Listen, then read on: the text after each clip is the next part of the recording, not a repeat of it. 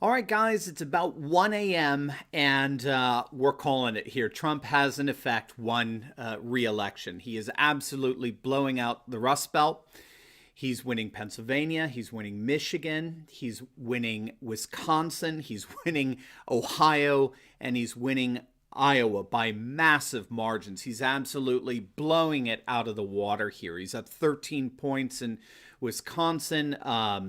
Trump has a 200,000 vote lead in Michigan. In Pennsylvania, it's even more dramatic. Trump has a 600,000 vote margin. He's got Ohio wrapped up. He'll probably win actually Ohio by 7 or 8 points, comparable to what he did last year. He's winning Iowa.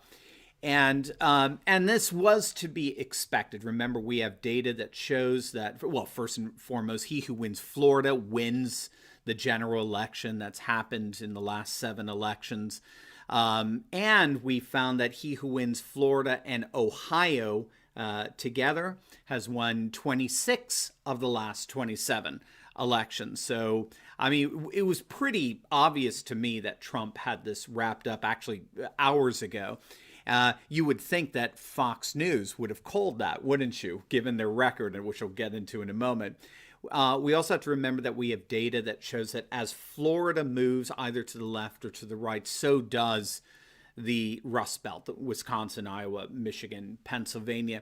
And so with this clear, massive move earlier to the right in Florida that we saw this evening when we called Florida right before 8:30. From what I understand, I think CNN just called Florida. Absolutely absurd. But we knew we could expect to see comparable movement in the Rust Belts as well as Georgia and North Carolina. And it looks like Trump is winning all of them, for the exception of Minnesota. Once again, Minnesota eludes the Republicans. And so, once again, we are seeing a continued political realignment in the Rust Belt. We first saw this in 2016 when nearly 200 counties that voted Democrat in every single presidential election since the 1980s over the past 30 years suddenly defected and voted for Trump, some by 20-point margins. We're seeing the same thing happening in 2020. So right now, as we speak, we are looking at Trump with about 295 electoral votes. Decision USA, the desk, is calling it around that, 295 electoral votes, obviously contingent on Wisconsin, Iowa, Michigan, Pennsylvania, and Ohio all going Trump right along with, and by the way, Trump doesn't even need Pennsylvania, although it appears that Pennsylvania is like, I mean, he's blowing it out of the water. It's going to be an absolute landslide in Pennsylvania. We'll see again what shenanigans Democrats could try to pull in Philadelphia, but I don't think they're going to find enough votes to make up for those kind of massive margins. But regardless, with Pennsylvania thrown in, we're looking at 295 votes. So this election is over, and this does not even include, as I'm sure you've guessed it, Arizona. This total 295 is leaving Arizona out. Why we have to do that, or why we would even think of doing that at this point when election day voting has not even been counted as of yet, I have no clue, but we should all ask Fox News. Why is it that Fox News took forever to call Florida? It still has yet to call Georgia and North Carolina. Why is it? It hasn't called Pennsylvania. It hasn't called Michigan. It hasn't called Iowa or Ohio. Why is it that Fox News suddenly said, hey, what do you know? Let's call Arizona for Biden before they even counted the election day votes that we're seeing? And the pattern that we've been seeing throughout the night is that early voting, Biden leads sort of, are these blue puddles that cover up the entire state. Hello, Texas, right? Then suburban and ex-urban red waves come in from particularly election day and just swarm in and flood the state. That's the pattern we've been seeing. And we're seeing it in Michigan and Iowa and Wisconsin and Pennsylvania and Ohio. So why Fox News has come out and created such a bizarre discrepancy in their coverage, where they call instantaneously for Virginia before a single vote is counted. Same with Arizona.